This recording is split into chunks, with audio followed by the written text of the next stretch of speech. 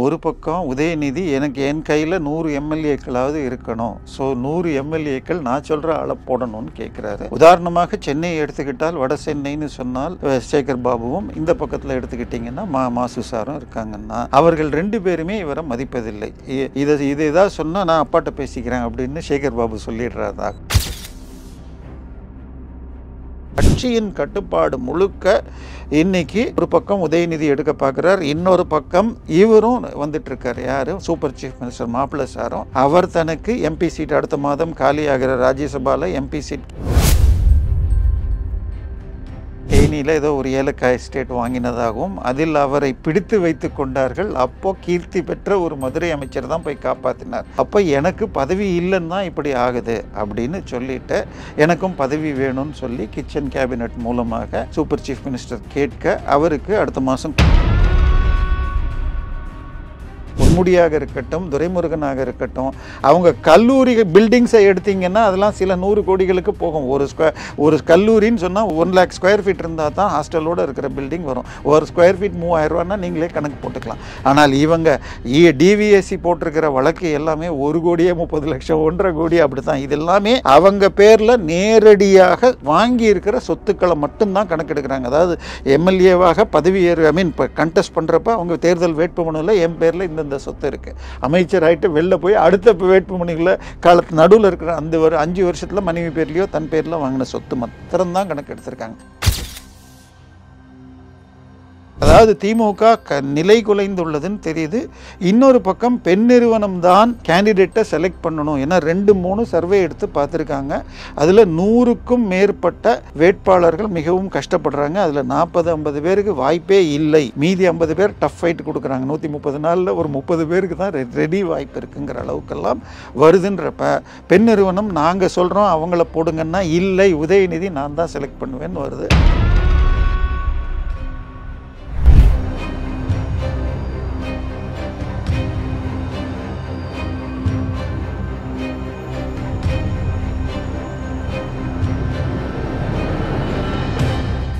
Real one நேயர்களுக்கு வணக்கம். இன்று நம்மளுடைய நேர்காணலுக்கு அரசியல் விமர்சகர் திரு தேவப்பிரியா அவர்கள் இணைஞ்சிருக்காங்க. சார் வணக்கம். வணக்கம். எப்படி இருக்கீங்க? நல்லா இருக்கேன். திமுக சார்பா 2026 சட்டமன்ற தேர்தலுக்கு 7 பொறுப்பு அமைச்சர்களை நியமிச்சிருக்கதா செய்தி வந்திருக்கு. இதுல முக்கியமா மூத்த அமைச்சர்களா இருக்கக்கூடிய துரைமுருகன் அவர்களுடைய பேரும், பொன்முடி அவர்களுடைய பேரும், மா சுப்பிரமணியம் அவர்களுடைய பேரும், இந்த மாதிரி குறிப்பிட்டு சொல்லக்கூடிய அந்த திமுகவினுடைய சீனியர் மினிஸ்டர்ஸ் பேர்கள் இல்லை. இந்த பேர்கள் விடுபட்டிருக்குது அப்படிங்கிறத எப்படி பார்க்கறது? இல்லை அவங்களுக்கான அங்கீகாரம் அப்படிங்கிறது கட்சியில் ஒதுக்கப்படுதா, இல்லை கட்சியினுடைய சீனியர்களுக்கு இன்னும் வேலை இல்லை அப்படிங்கிறத உதயநிதி அவர்கள் சொல்லாமல் சொல்கிறாரா? எப்படி சார்? இல்லை, திமுகக்குள்ள ஒரு ஜென்ரேஷன் ஷிஃப்ட்டுக்குரிய சண்டைகள் நடந்து வருகிறது. இப்போ ஒரு பக்கம் உதயநிதி எனக்கு என் கையில் 100 எம்எல்ஏக்களாவது இருக்கணும், ஸோ 100 எம்எல்ஏக்கள் நான் சொல்கிற ஆளை போடணும்னு கேட்குறாரு. உதாரணமாக சென்னையை எடுத்துக்கிட்டால் வட சென்னைன்னு சொன்னால் சேகர் பாபுவும், இந்த பக்கத்தில் எடுத்துக்கிட்டிங்கன்னா மாசு சாரும் இருக்காங்கன்னா அவர்கள் 2 பேருமே இவரை மதிப்பதில்லை. இதை ஏதாவது சொன்னால் நான் அப்பாட்ட பேசிக்கிறேன் அப்படின்னு சேகர் பாபு சொல்லிடுறதாகவும் இருக்கிறது. கேண்டிடேட்ஸை மாற்றணும்னு பார்க்குறாரு. இதுக்கு நடுவில் மெட்ராஸ் கார்பரேஷனுக்குள்ளேயும் சேகர் பாபுவுடைய அந்த இந்து அறநிலைத்துறையிலும் 100கணக்கான டெண்டர்கள் பல 1000 கோடிகளுக்கு கடந்த 2-3 மாதத்தில் கொடுத்து அதில் அவருக்கு நேரடியாக 15% என்றும் துறை மொத்தத்துக்கு 40% கமிஷன் போகுது அப்படிங்கிறது ஒரு சைடு ஓடிட்டுருக்கு. பல விஷயங்கள் பேப்பரில் பெருமளவுலையும் வந்துருச்சு. உதாரணமாக கார்பரேஷனில் எடுத்துக்கிட்டிங்கன்னா ஒரு 2.25 கோடிக்கு உங்களுக்கு டெண்டர் வேலை முடிஞ்சு போயிடுச்சு. இப்போ டெண்டர் கால் ஃபார் பண்ணுறாங்க. இதில் யாரோ ஒருத்தர் அப்ளை பண்ண போனால் முடிஞ்சு போச்சு, நீங்கள் போடாதீங்கன்னு சொல்லி இது இப்போ இந்தியன் எக்ஸ்பிரஸ் பேப்பர்லேயே வந்துருச்சு.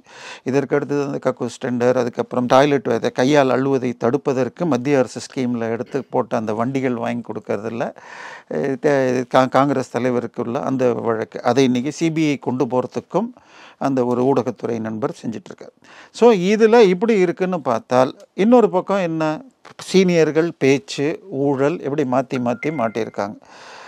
இப்போ துரைமுருகனை போன வாரம் தான் நீங்கள் பார்த்துருப்பீங்க. அவருக்கு முக்கியமான துறை கனிம வளம். அதாவது திரு உதயநிதி ஸ்டாலினை துணை முதல்வராக்கிறப்ப ஒரு பேச்சு ஓடிச்சு, இன்னொரு துணை முதல்வர் கொடுக்கலாம் அப்படின்னு இவருக்கு கிடைக்குமான்னு கேட்டப்போ கொடுத்தா ஏற்றுக்கிறேன்னு முதல்ல சொன்னார்.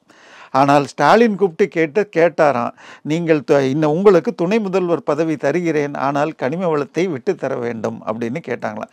இல்லை எனக்கு கனிம வளம் இருந்தால் போதும், இது வேண்டாம், துணை முதல்வர் வேண்டாம்.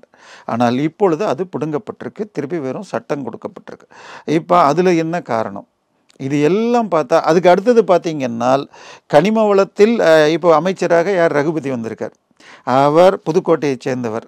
மணல் கொள்ளை என்றாலே இன்றைக்கி 3-4 பேர், கருப்பையா, ராமச்சந்திரன், அது இதுன்னு ஏதோ வருது. அந்த எல்லா பேர்களும் புதுக்கோட்டையை சேர்ந்தவங்க. அவங்க ஒரு சேனலில் போய் அவரை அப்ரோச் பண்ணுறாங்க. அவர் சொல்லிட்டாராம், என்னை கூப்பிட்டு இந்த போஸ்ட்டுக்கு என்னை கொடுக்குறதால வேற ஒருத்தரை ஈரோடு பகுதியிலேருந்து ஒருத்தரை போடுறதாக இருந்தது. ஆனால் புது ஆட்களை சேர்க்க வேண்டாம் என்ற கொள்கையில் என்னை போடுறதுக்கு முன்னாடி கூப்பிட்டு சூப்பர் சீஃப் மினிஸ்டர் சில கான்ட்ராக்டர்களை ஈரோட்டை சேர்ந்தவங்கள செலக்ட் பண்ணியிருக்காங்க, அவங்க டீல் பண்ணிப்பாங்க, நீங்கள் அதை தவிர யாருக்கும் எதுக்கும் ஒதுக்கக்கூடாது அப்படின்னு பண்ணிட்டாங்க. ஸோ கட்சியின் கட்டுப்பாடு முழுக்க இன்னைக்கு ஒரு பக்கம் உதயநிதி எடுக்க பார்க்குறார், இன்னொரு பக்கம் இவரும் வந்துட்டுருக்கார். யார், சூப்பர் சீஃப் மினிஸ்டர் மாப்பிள்ளை சாரும். அவர் தனக்கு எம்பி சீட் அடுத்த மாதம் காலியாகிற ராஜ்யசபாவில் எம்பி சீட் கேட்குறாருன்னு ஒன்று. இன்னொன்று ஒரு டவுட்டு, இப்போது மாப்பிள்ளை சாரும் வந்துகிட்டு இருக்காருன்னு சொல்கிறீங்கல்ல, ஆனால் பின்புலத்தில் இருக்கக்கூடிய செய்திப்படி பார்த்தோம் அப்படின்னா சொத்தை பொறுத்த வரைக்கும் சபரீசன், கட்சி பதவி அதிகாரத்தை பொறுத்த வரைக்கும் உதயநிதி தான் அடுத்த ஜென்ரேஷன் அப்படிங்கிற மாதிரி பேச்சு அடிப்படுது. இப்போ இந்த கட்சி பொறுப்புகள் அதிகார பொறுப்புகளுக்கும் சபரீசன் வர்றது அப்படிங்கறத எப்படி பார்க்கறது? இல்லை, சில பிரச்சனைகள் சந்தித்தார்கள் என்று வருகிறது. தேனியில் ஏதோ ஒரு ஏலக்காய் எஸ்டேட் வாங்கினதாகவும் அதில் அவரை பிடித்து வைத்து கொண்டார்கள். அப்போ கீர்த்தி பெற்ற ஒரு மதுரை அமைச்சர் தான் போய் காப்பாற்றினார். அப்போ எனக்கு பதவி இல்லைன்னு தான் இப்படி ஆகுது அப்படின்னு சொல்லிட்டு எனக்கும் பதவி வேணும்னு சொல்லி கிச்சன் கேபினட் மூலமாக சூப்பர் சீஃப் மினிஸ்டர் கேட்க அவருக்கு அடுத்த மாதம் கொடுக்கப்படலாம் என்று சொல்லப்படுகிறது. 4 ராஜ்யசபா எம்பி வர இருக்கிறது. அதில் 1 போன மாதம் வரைக்கும் கமல்ஹாசனுக்கு கொடுக்கப்படும் என்று சொல்லப்பட்டது. இப்பொழுது அது இந்துராமுக்கு செல்லலாம் என்றும் ஒரு ஊகம் போய்கொண்டுகிட்டு இருக்கிறது. ஏன்னா அவர் 80வது பிறந்த நாள்னு போய் பார்த்து, ஸோ அகில இந்திய அளவில் இவங்களுடைய குரலை வட இந்திய மீடியாவில் இது பண்ண. இப்போ நேரடியாக இவர் எலெக்ஷன் பாலிடிக்ஸில் இறங்குவார்னா ராஜ்யசபா எம்பி போஸ்ட்டை மாத்திரம் வாங்கிக்கலாம். சபரீசன் நேற்று 2 நாள் முன்னாடி பார்த்தீங்கன்னா ஒரு 12 கோடியை கொண்டு போய் கேம்பிரிட்ஜ் பல்கலைக்கழகத்தில் திராவிட இயக்கம் பற்றிய ஒரு ரிசர்ச்சுக்காக கொடுத்துருக்காருன்னு வருது. ஸோ இப்போ என்ன பிரச்சனைன்னா எலெக்ஷனை எப்படி ஜெயிக்கிறது? ஏன்னா போன மாதம் வரைக்கும் நம்ம ஒரு வெற்றி கூட்டணி 2019, 21, 24 வெற்றி பெற்ற திமுக ஒரு கூட்டணி இருந்தது. இந்த பக்கம் 3ஆம் நாளாக பிரிஞ்சிருந்தது. புதிதாக வேற ஒரு நடிகர் வேற வந்திருக்கார், ஜோசப் விஜய் வந்திருக்கார். ஆனால் திடீரென்று அமித்ஷாவை கொண்டு போய் எடப்பாடி சந்தித்தவுடன் கூட்டணியில் இப்போ 2ம் ஈக்குவலாக இருக்குது. அதாவது அப்படியே முழுசாக வெற்றி பெற்றுமா இன்னைக்கு இபிஎஸ் அதிமுக அதிமுக பாஜக கூட்டணி என்றால் வேற ஒன்றும் வேணும்னா 2016 தேர்தல் வச்சுப்போம்.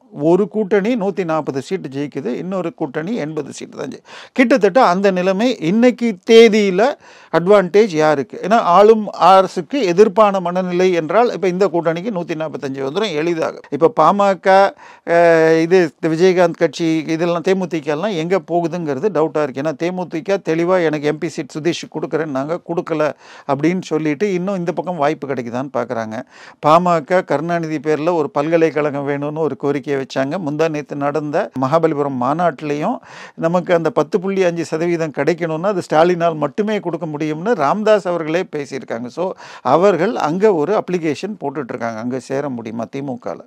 ஸோ இந்த நிலைமையில் அவங்களுக்கு இது ஒரு பக்கம் போயிட்டு இப்போ இதை தேர்தலை அவர்களுக்கு சந்திப்பதற்கு மிக முக்கியமான ஆளாக இருக்கிறது பெண் நிறுவனம். கிட்டத்தட்ட தமிழகத்தின் எல்லா ஊடகங்களையும் கட்டுப்படுவது பெண் நிறுவனம் தான். இன்றைக்கி அந்த அண்ணா பல்கலைக்கழக எஃப்ஐஆரையே எடுத்து அந்த நம்பரை கொடுத்து லீக் பண்ணது பெண் நிறுவனம் தான் என மூத்த பத்திரிகையாளர்களே பேட்டியில் சொல்கிறாங்க. பேரை சொல்லாமல் ஒரு தனியார் ஊடக நிறுவனம் தான் கொடுத்துச்சுன்னு சொல்கிறாங்க. ஸோ போலீஸ் இன்ஃபர்மேஷன் எது வந்தாலும் இன்றைக்கி எந்த டாப்பிக்கை பேசணும், எந்தெந்த விஷயத்தை பெருசு பண்ணணும் அப்படின்னு கண்ட்ரோல் பண்ணுறது. இப்போ கேண்டிடேட் செலெக்ஷன் இப்போ என்னென்னா பழைய நபர்களுக்கு கொடுக்கக்கூடாதுன்னு இருக்குது. இந்த 2024 எம்பி தேர்தலையே பார்த்தீங்கன்னா பல பேருக்கு பழைய ஆட்களுக்கு கொடுக்கப்படல. உதாரணமாக கள்ளக்குறிச்சியில் திரு பொன்முடியுடைய மகன் கௌதம சிகாமணிக்கு கொடுக்காம வேற நபருக்கு கொடுக்கப்பட்டது. இப்போ அது மாதிரி இப்போ இன்னும் பல பேர் மாற்றணும் அப்படின்னு பார்க்குறாங்க. இல்லை அப்பாவுக்கு கொடுத்தா மகனுக்கு கிடையாது. இனி போன தடவை எல்லாருக்கும் அந்த மாதிரி கொடுக்கப்பட்டிருக்கு. உதாரணமாக நேருவும் இருக்கார், KN நேருவும் இருக்கார். இது அந்த மாதிரி இவர் நம்ம திண்டுக்கல் பெரியசாமி இருக்கார், அவருடைய மகனும் கூட. திண்டுக்கல் பெரியசாமி இந்த முறை நிற்கப் போவதில்லை, மகன் மட்டும் அவரை மினிஸ்டர் ஆக்கணும் அடுத்த தடவை ஜெயிச்சா அப்படின்னு கோரிக்கை வைக்கிறார்னு. ஸோ இப்போ என்ன பண்ணியிருக்காங்க, இந்த 7 பொறுப்பாளர்கள்னு பார்த்தால் கோயம்புத்தூர் சைடை திரு செந்தில் பாலாஜிக்கு, ஈரோடு அந்த பக்கத்தை சக்கரபாணிக்கும் கொடுத்துருக்காங்க. இது என்னன்னு புரியல. திருச்சி தஞ்சாவூர் பக்கத்தை திரு KN நேரு, மதுரை அந்த விருதுநகர் ஒட்டிய பகுதிகளை இது தங்கம் தென்னரசுக்கும், இது தூத்துக்குடி திருநெல்வேலி கன்னியாகுமரி மாவட்டங்களை கனிமொழிக்கும் கொடுத்துருக்காங்க. மெட்ராஸை ராசாக்கும், விழுப்புரம் பகுதியை ஆவாவேலுக்கும் கொடுத்துருக்காங்க. பொன்முடிக்கு எதுவும் கொடுக்கப்படல. பொன்முடிக்கே சீட்டு கிடையாது என்கிறார். அவர் பேசியது அவ்வளவு அந்த அளவுக்கு சார் இம்பாக்டை கிரியேட் பண்ணியிருக்கு. இப்போ ஒரு தவறு பண்ணிட்டு அதை தவிர காலம் போக்கில் மக்கள் மறந்துடுவாங்க, இல்லை கட்சியினுடைய பொறுப்பாளர்கள் நிர்வாகிகளே மன்னிச்சிருவாங்கங்கிற போக்கில் தான் திமுக அதிமுக இரு கட்சிகளையுமே இயங்கிட்டு இருக்கு. இப்போ பொன்முடி பேசுனதும் பொன்முடியோட செயல்பாடுகளும் மக்கள் மத்தியில் அந்த அளவுக்கு இம்பாக்டை கிரியேட் பண்ணுன்ட்டு இந்த முடிவு எடுக்கிறாங்களா? இல்லை, அதாவது திமுகவுடைய ஸ்ட்ராட்டஜி அல்லது லயோலா காலேஜ் கிரியேட் பண்ணது என்னன்னா, நாங்கள் இந்துக்கள் இல்லை, நாங்கள் சைவர்கள் வைணவர்கள் அப்படின்லாம் கொண்டு போயிட்டு இருந்தாங்க. இப்போ இவர் சைவம் வைணவம்னு சொல்லி மிகவும் அருவருக்கத்தக்க வகையில் பேசியது. ஏன்னா இன்னைக்கு யூடியூப் வீடியோ எல்லாமே ஆன்லைனில் அந்த கண்டென்ட் இருக்குது. எல்லாம் எடுத்து போய் எல்லா இதுலேயும் இப்படி பேசினாங்க, இவருக்கா ஓட்டு போடுறீங்கன்னா இங்கே மாத்திரம் இல்லை, இன்னும் சொல்ல போனால் மத்திய பிரதேச தேர்தலில் காங்கிரஸ் தோல்விக்கு காரணம் உதயநிதி சனாதனத்தை பற்றி பேசியது தான் என இன்றைக்கும் கமல்நாத் கூறுகிறார். அங்கே நடக்க இருந்த இண்டி கூட்டணி மீட்டிங்கை கேன்சல் பண்ணியிருக்காங்க. ஸோ அடுத்தது அவர் ஏற்கனவே அவருக்கு தண்டனை பெற்று ஸ்டேல தான் இருக்குது, அது உடைக்கப்பட்டால் இப்போ திருப்பியும் பாதிக்கப்படலாம். இன்னொன்று, அவர் அந்த 96-2001 காலகட்டத்தில் 40 லட்சம் ரூபாய் வெளிநாட்டில் போட்ட முதலீட்டை 100 கோடிக்கு ஒரு ஃபாரின் எக்ஸ்சேஞ்சுக்கு இது பண்ணியிருக்காருன்னு இடி அட்டாச் பண்ணியிருக்கு. அவர் வீட்டில் ஃபாரின் எக்ஸ்சேஞ்ச் கரன்சி பல விஷயங்கள் பிடிபட்டிருக்கு. அதில் கௌதம சிகாமணியுமே வருகிறார். அதனால தான் அப்போ கொடுக்கலையான்னு தெரியாது. பட் இப்போ இவருக்கு கொடுக்காம கௌதம சிகாமணிக்கு, ஏன்னா அவரே விழுப்புரத்தில் ஒரு முறை நின்று தோத்துட்டு போன முறை விழுப்புரத்தில் நிற்காம திருக்கோயிலூரில் போய் ஜெயிச்சார். ஏன்னா விழுப்புரம் அந்த திண்டிவனம் பெல்ட்டுங்கிறது வன்னியர் பிரதானமானது. பட் இவர் அந்த சமூகத்தை சேர்ந்தாமல் ஒரு தெலுங்கு சமூகத்தை சேர்ந்தவர். இதனால இப்போ உடையார் சமூகம் நினைக்கிறேன், இப்போ இவர் அவரை ஒதுக்குற மாதிரி ஏற்கனவே அங்கே 3 போட்டாங்க. அதிமுகலேருந்து வந்த ஒருவர் இப்பொழுது விழுப்புரத்துக்கு போட்டாங்க.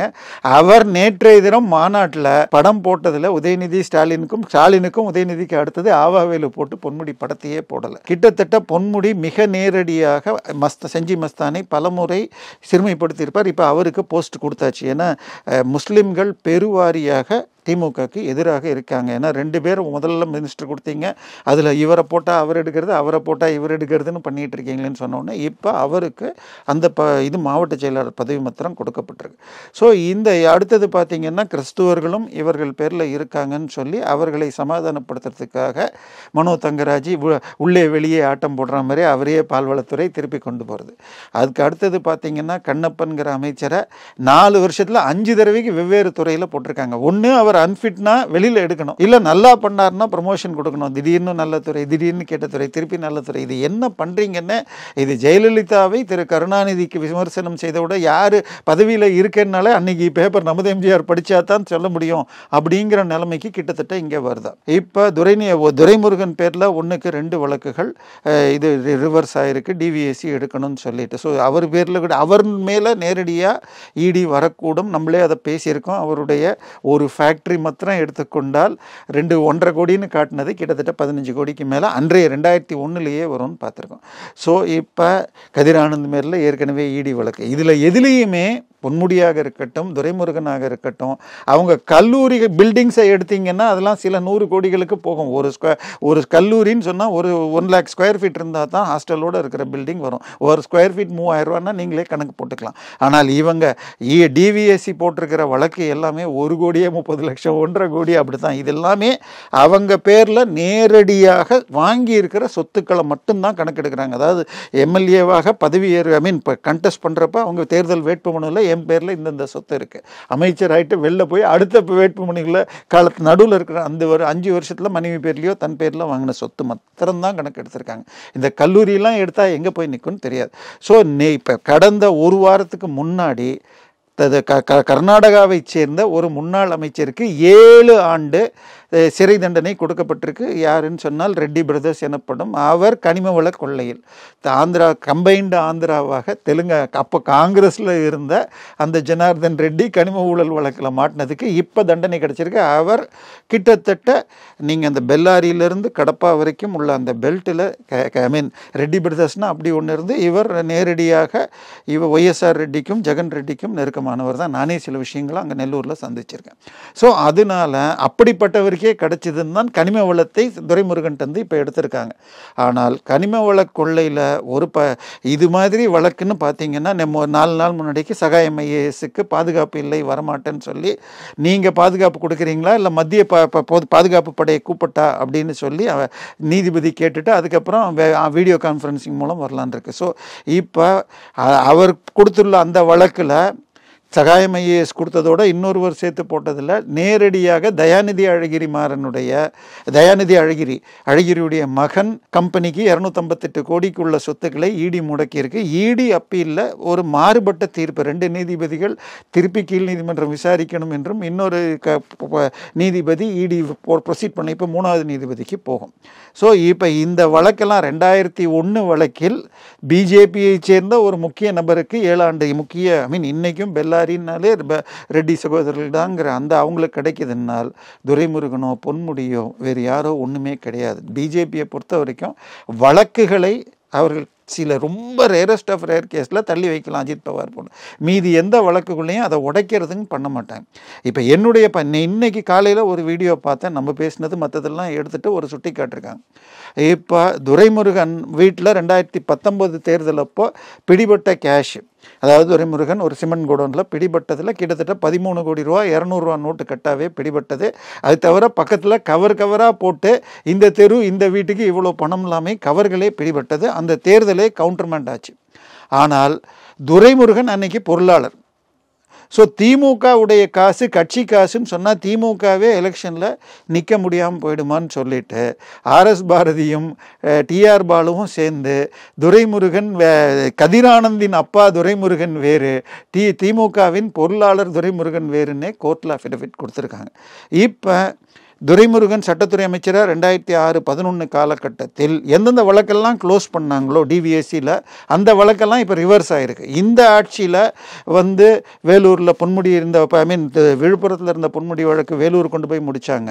அதுக்கு அடுத்தது சாத்தூர் KKSSR ராமச்சந்திரனும் தங்கம் தென்னரசு வழக்கு. இதெல்லாம் சட்டத்துறை ஒழுங்காக செயல்படலைன்னு வருமா? ஏன்னா இப்போ ரகுபதி காலத்தில் நடந்ததுன்னா கீழ்கோர்ட்டை ஏமாற்றி கேஸை முடிச்சிருக்கீங்க, அந்த நீதிமன்றம் ஒழுங்காக செயல்படலை. அப்போ அரசு வழக்கறிஞர்கள், போலீஸ் துறையைச் சேர்ந்த IO இவர்களை எல்லாம் திமுக அரசு தவறாக டெஸ்ட் பண்ணியிருக்கு இப்படின்னு கொண்டு போய் திமுகவின் தேர்தலில் நிற்பதற்கு தகுதி நீக்கம் செய்யறதுக்கு கூட வாய்ப்பு இருக்குது அப்படின்னு சில வழக்கறிஞர்கள் சொல்கிறாங்க.